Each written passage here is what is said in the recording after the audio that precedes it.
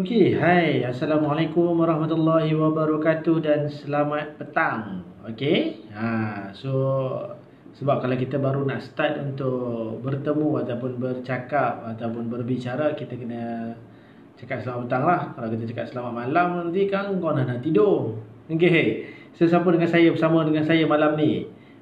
Sembang-sembang santai. Sebab saya just nak share sikit saya punya story. Bukan saya punya story lah. Saya nak share sikit story yang ada. Okey. Sebab tajuk yang saya pilih malam ni, apa yang best tentang refinance. Mungkin ada di antara follower page Helmi Halim yang mana mungkin kebanyakannya belum lagi memiliki rumah, belum lagi ada rumah. Tapi itu tak menjadi satu masalah. Sebab benda ni bila kita cakap pasal refinance, mungkin refinance ni adalah benda yang alah, aku belum ada rumah lagi, nak buat apa? Aku nak dengar. Okey, betul ke betul? Sebab saya rasa benda ni sangat-sangat penting. So, refinance ni, kalau kita cakap, saya belum ada rumah lah, tak payahlah nak ambil tahu. Tak boleh macam tu. Sebab apa? Mungkin benda ni, orang lain ada rumah. Mungkin pasangan dah ada rumah, mungkin family ada rumah, mungkin kawan-kawan lainnya ada rumah. Okey, so korang boleh share dengan dia orang bila korang dapat input yang saya nak share malam ni. Okey, faham ke faham ni? So refinance, so siapa yang ada rumah, so mungkin dia akan lebih rasa macam okey, betul. Okey, so tapi siapa yang belum ada rumah, masih dalam misi rumah pertama, so tak jadi masalah. Sebab saya just nak share juga benda ni supaya korang dah set dalam mind, supaya korang dah tahu apa benda refinance ni, supaya nanti kalau korang sembang, yalah lepas habis PKP nanti tu korang pergi jumpa dengan member cakap, ya aku nak submit refinance lah rumah aku. Apa benda refinance ni? Okay. So benda-benda yang macam ni lah yang nak kena tahu. At least korang tahulah sikit apa benda lah yang term-term yang member aku cakap ni. So korang tak adalah macam ketinggalan zaman. Okay. So apa yang saya nak share tapi sebelum saya nak masuk topik tu, berkenaan dengan apa itu refinance tu, apa yang dia boleh buat, apa yang best pasal refinance ni. Okay. So apa yang saya nak share, refinance ni apa benda? Tu benda yang pertama yang korang kena tahu. Refinance ni apa benda? Refinance ni adalah orang yang dah ada rumah, mungkin dia dah finance rumah tu dengan bank A dalam tempoh 5 tahun, 6 tahun ataupun 10 tahun. Okay. So dia dah finance dengan bank A, and then sekarang ni dia dah lebih pada 5 tahun dan ke atas. Sekarang dia rasa dia nak tukar pula dengan bank lain ataupun dengan bank yang sama. So dia refinance balik, maknanya dia buat balik loan yang baru ke atas rumah tu. Tapi pemilikan tak tukar. Maksudnya sekarang ni pemilikan tak tukar. Katakanlah dulu korang beli rumah tu nama korang sendiri, so dalam title tu nama korang, dan bila korang buat refinance balik still atas nama korang juga. Tak bukanlah nama orang lain. Dia tak boleh nak tukar nama orang lain. Okey. Tapi kalau nak cerita pasal nak tukar rumah, nak tukar nama orang lain tu pun boleh juga. Tapi saya tak adalah cerita malam ni. Okey. Okay, so tak apa, tu tak ada masalah. So at least korang dah faham basic dia. Kenapa, apa benda refinance tu? Maknanya bila you ada rumah dah lebih pada 5-6 tahun, lepas tu sekarang ni you nak refinance balik rumah tu. Okay, so itu satu benda. So maknanya you nak tukar bank, ataupun you nak tukar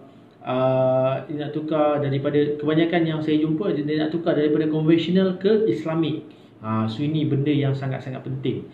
Sebab apa? Kalau kita berhutang dan kita berhutang dalam keadaan riba, benda tu sangat-sangat tak bagus. So bila mana kita dah ada pilihan, kita ada option lain yang mana kita boleh tukar daripada konvensional to Islamic, kenapa korang masih nak tetapkan di konvensional? Why not you tukar ke Islamic? You move on to Islamic finance. Sebab dalam refinance sendiri pun kebanyakan yang saya bantu klien saya, so dia dah tukar daripada konvensional to Islamic. Itu salah satu point kenapa dia nak buat refinance lah. Okay. Itu point yang bukanlah saya nak masukkan apa yang saya nak share malam ni. Okay. So biasanya bila kita cakap pasal refinance, so saya nak masuk ke point yang pertama. So belanjalah sikit love ke like ke. Okay.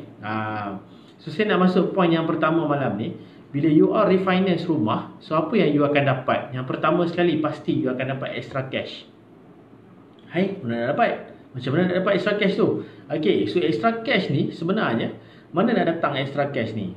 Tadi kan saya dah cakap mula-mula tadi, kalau korang nak refinance rumah, at least sekurang-kurangnya 5 tahun ataupun 6 tahun. Okay? Dah rumah tu dah refinance dengan pihak bank. Okay, terima kasih pada yang belanja Love tu. Okay? Teruskan untuk belanja Love. And then kalau kata ni, tekan button share kat bawah tu supaya lebih ramai lagi kawan-kawan korang pun dapat juga maklumat, dapat info ni juga. So daripada mana yang saya nak masuk balik? Daripada mana kita dapat extra cash tadi ni? Kan korang dah finance rumah tu. Katakanlah korang finance rumah tu tahun 2015. Okay, 2005 lama sangat. Okay, tapi kalau lagi lama lagi bagus, lagi lama lagi best. Saya ambil contoh yang minimum. Ramai orang yang saya bantu, lebih kurang average dalam 5 tahun ke 6 tahun tu dia dah start refinance balik. Okay, so dalam tempoh 5 tahun, dia beli pada tahun 2015, sekarang dah masuk tahun 2020. So sekarang ni dia nak refinance balik rumah tu dah lebih pada 5 tahun. So kenapa saya cakap 5 tahun? Sebab market value rumah akan meningkat setiap tahun. As long as, sebab tu saya kata nak beli rumah pun nak kena pilih juga rumah. Sebab tu salah satu sebab adalah untuk tengok market value dia sentiasa meningkat. Benda ni sangat-sangat penting. So maknanya pada tahun 2015, katakanlah korang beli rumah pada harga 200,000. Okey, katakanlah saya ambil contoh 200,000. So pada tahun 2020, market value rumah yang korang beli tu barangkali kemungkinan dah jadi 300,000. Okey, 300,000. Saya tak nak cerita teknikal, sebab kalau cerita teknikal nanti korang tak faham. Dah lah malam dah. Nanti korang lagi pening. Dah apa benda lah Mamat ni cerita. Okey, tak best pun. Cerita nombor je banyak. Okey, tak apa. Saya bukan nak cerita teknikal. Saya just nak cerita secara roughly. At least korang dapat dia punya bayangan dia. Dah macam cerita ni dah pula. Okey, cerita bayangan-bayangan pula. Okey, so bila you beli rumah pada tahun 2015, value dia 200,000. You beli dengan harga 200,000 dan suddenly lepas pada 5 tahun you keep going bayar. Pada tahun 2020 you nak refinance balik rumah tu. So bila you double check balik value, and then bila you check balik value, mungkin value pada waktu tu dah jadi 300,000. Okey, bila 300,000, so maknanya you dah ada 100,000. So ni point saya yang pertama. Point saya yang pertama adalah extra cash 100,000. Bila you refinance balik, you ada extra cash 100,000. Mana nak datang? Kan market value dah 300,000. You beli dulu 200,000. You finance pula 200,000. Rumah pertama dulu you beli 100% you buat 200,000 lah. Okay, you dah bayar bulan-bulan, so dah berkurang lah sikit monthly dia punya baki pinjaman. So 300,000, kita ambil lah secara kasar. You buat loan 300,000 balik, dapat 90% daripada pihak bank. So 270. So daripada 270, tolakkan lagi baki pinjaman dekat bank sekarang. Mungkin ada 170. Contoh, okey. Okey, so maknanya korang akan dapat extra cash 100,000. So memang solid lah 100,000 you akan dapat. So you kena bear in mind ada a few cost yang nak kena tanggung. Okey, so saya tak sentuh benda-benda tu lagi malam ni. Sebab saya just nak share, saya nak sembang santai dengan korang benda-benda yang simple. Kalau korang ada persoalan tentang refinance, mana tahu korang memang dah ada rumah, nak tanya apa-apa tentang refinance, just komen dekat bawah tu. So at least kita ada two-way interaksi. So korang tanya, saya cuba nak jawab soalan. Okay, insyaAllah. Cuma saya takut soalan tu tak keluar, sebab komen ni macam tak nampak ada yang komen lagi. Okay, kalau ada, cuba komen hi. Okay. Ada ke ni? Adakah ada ni? Okay. So tu point yang pertama tadi yang saya nak share. Okay, so bila kita dah refinance, sorry lah sangat-sangat berpeluh. Okay, bila kita dah refinance balik, so mungkin dulu korang buat pinjaman, masa tu korang umur 25. Saya ambil contoh mudanya beli rumah 25. Sebab saya suka orang-orang muda beli rumah ni. Sebab ramai juga yang saya bantu yang beli rumah ni masih muda lagi. Okay, so dia beli rumah pada umur 25. Bila dia dah sampai tahun 2020, dia nak refinance balik rumah, umur dia baru 30. Betul ke betul? Okay, so sekarang ni dia ada dua pilihan. Sama ada dia nak refinance untuk panjangkan tempoh balik, ataupun dia nak pendekkan tempoh. So itu ikut kepada apa yang dia nak. Itu ikut apa yang dia punya mission dia. Dia punya taraf, dia punya tahap kewangan dia, dia punya financial strength dia. So benda ni kalau saya nak olah satu persatu sangat-sangat panjang tuan-tuan. Okey.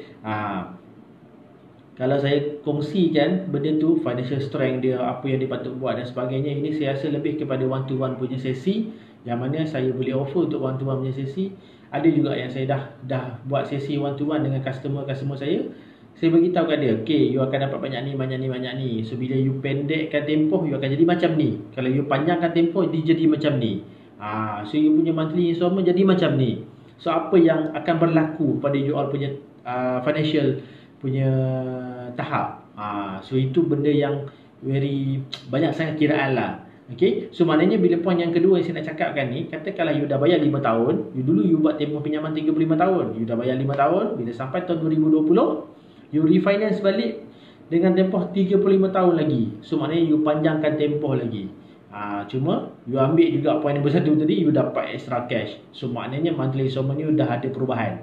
Okay, mungkin dulu you bayar bulan-bulan 1000. Sekarang ni you buat balik financing daripada 300,000 punya finance, dan you panjangkan tempoh, kemungkinan you punya monthly installment average dalam 1,500, 1,700 termasuk insurans MRTT. Okay, sebab saya belum lagi cakap pasal MRTT, MLTT kan. Banyak kan benda-benda melibatkan financing ni, banyak kan melibatkan kewangan ni. Yang paling penting korang kena sedia untuk tuntut ilmu. Okay, korang kena sentiasa menambah ilmu. Time-time PKP macam ni, at least ada masa spend tuntut ilmu, ambil, cari. Mana yang mana yang percuma macam saya bagikan ni, ada yang percuma. So kalau ada yang berbayar, you all boleh pergi mana yang berbayar. Okay, so at least you tambah something, supaya bila you dah habis PKP nanti, you dah start gear baru balik, gear 1 balik untuk start kerja. Mana yang business untuk start business, mana yang bekerja untuk masuk kerja balik. Okay, so you tahu apa yang you nak set kan. Okay, so bila you buat refinance balik, mungkin you boleh panjangkan tempoh ataupun pendekkan tempoh. Sebab ada customer saya ni, dia style dia kata apa, saya nak habiskan cepat lah ni. Sebab dia dengan saya dah jadi kawan-kawan kan. So dia kata saya nak habiskan cepat pinjaman perumahan saya ni. So saya dah bayar rumah saya ni 10 tahun. Baki pinjaman rumah saya sepatutnya lagi 25 tahun. Okay, 25 tahun. So saya tak nak extra cash ni. Apa yang saya nak, saya punya aim adalah saya nak pendek, saya nak tempoh tu sama juga, tapi monthly installment saya rendah. Nampak ke nampak? Point nombor 2 ni sangat banyak dia punya jalan cabang dia tu. Cabang dia sangat banyak. So bila kita pendekkan tempoh, monthly installment you automatic jadi rendah. Katakanlah dulu you buat loan 200,000, tempoh 35 tahun. So maknanya sebulan you akan commit dengan pihak bank lebih kurang dalam 1,000 sebulan. Okay, ini roughly yang saya boleh share. Okay, so katakanlah lepas daripada 5 tahun, bagi pinjaman you mungkin dah jadi 180,000 contoh. Okay, 180,000 contoh. Market value rumah you tadi saya cakap 300,000 katakanlah. So bila you nak refinance balik, bila korang nak refinance balik rumah tu, kalau korang nak refinance based on baki pinjaman itself pun boleh, tak ada masalah. Tapi even you nak refinance based on market value pun boleh, tak ada masalah. Okay, cuma bergantung kepada apa you punya aim, apa you punya mission, apa you punya financial strength, apa you punya financial planning. So benda ni yang saya lebih tekankan untuk share one to one punya sesi. Okay, bila kita buat macam tu, so kawan saya ni, dia kata dia nak pendekkan tempoh, ataupun dia kata dia nak tempoh tu sama, tapi saya nak monthly installment tu rendah. So dulu dia buat 1,000 sebulan. So sekarang ni monthly installment dia dah berjaya direndahkan dengan tempoh pinjaman yang sama. Okay, so maknanya monthly installment dia menurun sikit. So at least tempoh tu sama je lah, masih sama panjang, masih sama tempoh dia. Okay, ni right komen saya dah tertekan. Okay, so tak apa, tu satu. Tu point yang ke berapa dah? Yang point yang kedua. Macam banyak sangat pula saya nak share malam ni point dia kan. Okay, so tadi yang pertama daripada refinance, siapa yang dah ada rumah, bila dia refinance balik mungkin dia akan dapat extra cash. Okay, so yang kedua, apa yang dia boleh dapat adalah dia boleh panjangkan tempoh, ataupun dia boleh pendekkan tempoh, ataupun dia nak cepatkan habis bayaran bulanan rumah dia. Okay, itu point yang kedua. Point yang ketiga ni adalah point yang sangat ramai orang dekat luar sana, yang mana yang saya dah bantu dia orang, yang mana yang saya dah tolong dia orang untuk dia orang keluar daripada masalah kewangan. Faham ke faham ni? Daripada masalah kewangan dia orang. So benda ni sangat-sangat penting. Apa yang saya nak cakapkan pada yang point yang ketiga ni, kalau korang pernah dengar perkataan dia punya point dia adalah debt consolidate. Okey, debt consolidate. Kita berbalik kepada poin nombor 1 tadi tu.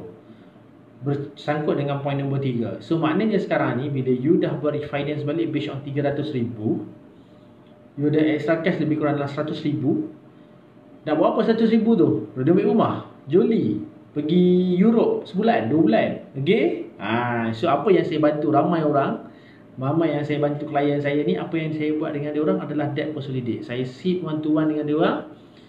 Saya sembang dengan dia orang, saya tanya betul-betul, and then dia orang pun share, okey, apa yang dia orang nak, apa financial planning, apa yang dia orang perlu, dan apa yang dia orang nak dululah. Saya tengok dulu apa yang dia orang nak. So daripada situ, saya gorek balik, saya tengok balik dan saya bagi tahu, okey, ini apa yang you kena buat.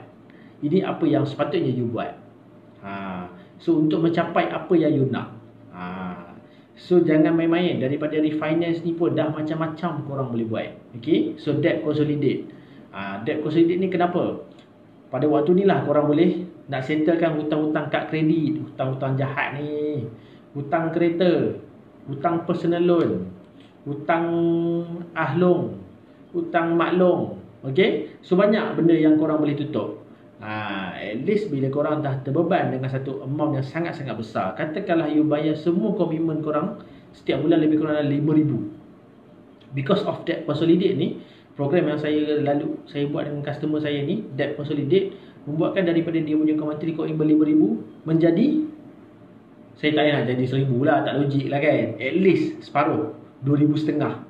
So maknanya you ada cash in hand dalam poket you 2,500 extra setiap bulan. So pada waktu tu saya akan plan dia punya financial planning untuk benda lain pula. Sebab apa you dah dapat 2,500 sebulan, seronok lah. Semulalah macam-macam. Okey, dalam kepala boleh lah tambah kereta balik. Bila you tambah balik kereta, you guna balik kad kredit.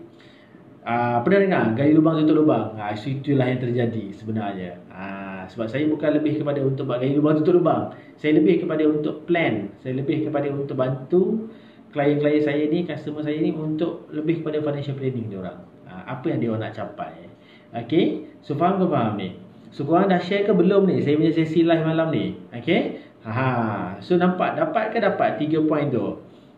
So saya harap apa yang saya kongsikan malam ni kepada siapa yang dah ada rumah dan juga siapa yang belum lagi beli rumah, so tak ada masalah benda tu. At least you ada knowledge, you tahu apa yang you nak buat, apa you punya planning. Okay, sebab daripada extra cash tadi tu, maybe you dah boleh beli rumah satu lagi. Okay, faham ke faham? So best. So itu dulu untuk sesi malam ni. Sebab saya rasa mungkin waktu-waktu malam ni ramai orang tengah santai-santai, relax-relax. So at least bila saya kongsikan dengan you all malam ni, dengan korang semua malam ni, korang boleh tekan button share dekat bawah supaya lebih ramai lagi dapat info, dapat maklumat ni. Okay, so saya recap balik. Antara poin yang terlibat adalah 1, extra cash. Nombor 2, you dapat panjangkan atau pendekkan tempoh pinjaman. You dapat mungkin you kena tambah monthly installment ataupun you kurangkan monthly installment rumah tu. And then nombor 4 last sekali adalah debt consolidate. Mana program yang saya buat debt consolidate ni dengan saya punya klien, lebih kepada saya susun balik dia punya kewangan dan saya bantu balik dia untuk uruskan dia punya hutang dengan uruskan dia punya gaji supaya dia dapat something else. Sebab dia nak capai macam-macam. Kalau you balik, cuba you malam ni sebelum you tidur, cuba you bayangkan apa yang you nak capai sebenarnya. Apa yang you nak. Maybe you nak beli kereta, you nak beli rumah. Maybe sekarang rumah you 3 bilik, you nak rumah yang 4 bilik, 5 bilik. Okay, so nak kena buat apa? So maybe benda-benda yang macam ni. Okay, so setakat ni dulu untuk malam ni. InsyaAllah kita akan berjumpa lagi. Saya rasa sampai situ dulu. Sekian. Assalamualaikum warahmatullahi wabarakatuh.